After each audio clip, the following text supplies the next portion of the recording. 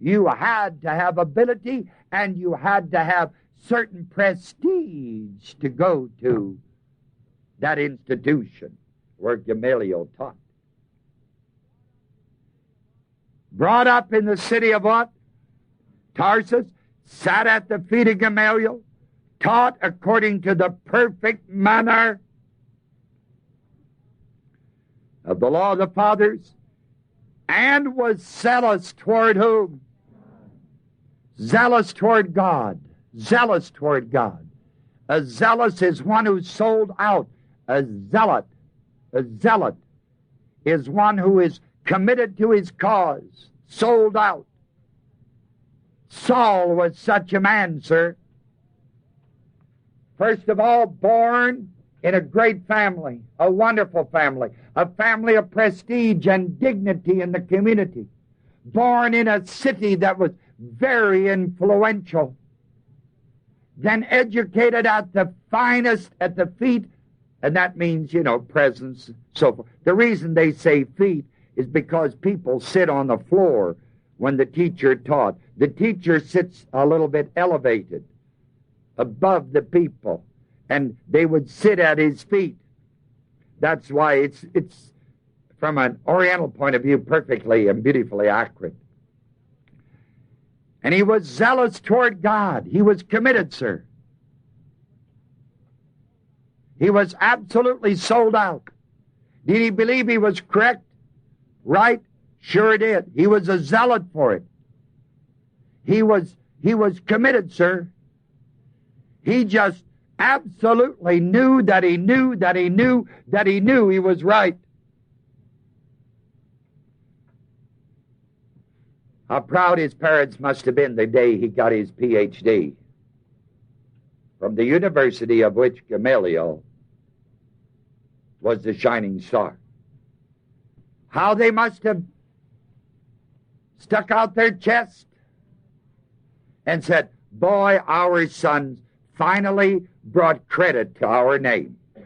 He's just fantastic. He's just the most beautiful thing. How thankful we are to have such a son who graduated magna cum laude, or bigger than that, from the greatest university in the whole world. I imagine they bought him a Mercedes-Benz as a graduation gift. He was of royal blood. He was the kind of man that would appear in certain publications that would get invited to the top echelon of the parties in Washington, D.C. Philippians chapter 3.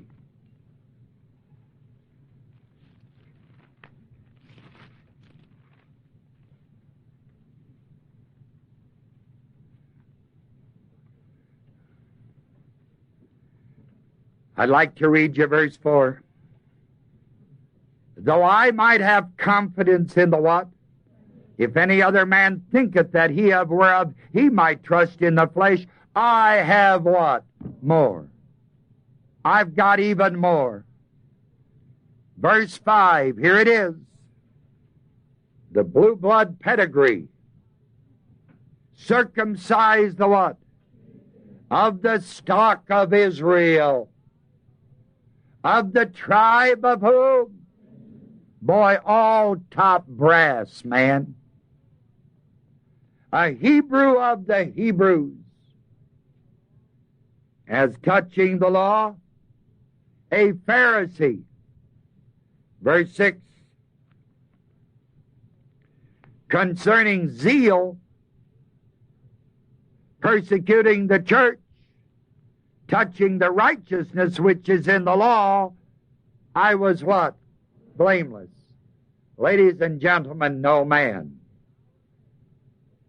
in our day could have any finer blue blood pedigree than this man we're reading about. In every category, sir, he stood right at the top. We go to Acts 9.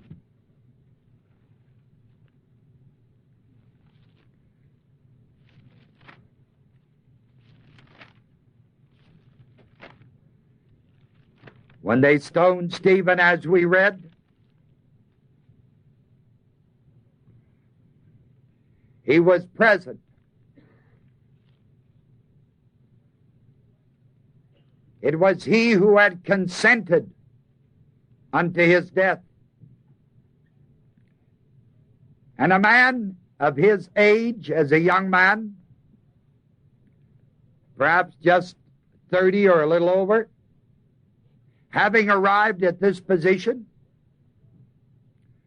where he was a member of the Sanhedrin, the body of 70 that ruled Judaism, to arrive at that tender age would be like today becoming the president of Ohio State University at 31.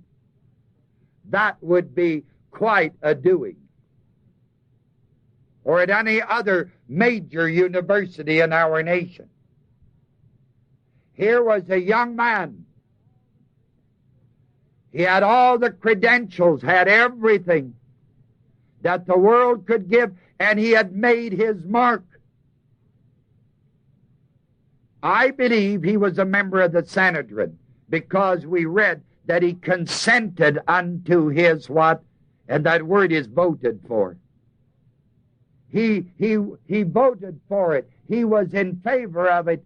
And there are only 70 men who could consent to a man's death, and that 70 made up the Sanhedrin. For he to be what I believe he was, a member of the Sanhedrin, ladies and gentlemen, he had to have proven himself. Because no neophyte, no imbecile belonged to that group. Gamaliel was also there. But in Acts chapter 8, or 9 rather, is a record of this fantastic man. And I just want to snapshot a few verses in here. Acts 9, verse 18. And immediately there fell from his eyes as if it had been scales. And he received sight forthwith and arose and was baptized. This is that man who stood that day when at the place where Stephen was executed. The man who cast his vote against him. The man who had all the credentials of success. Something had happened to this man. It says scales, as if it had been scales, fell from his eyes. Verse 20. And straightway, which means immediately, he preached Christ in the synagogue, that he is the Son of what?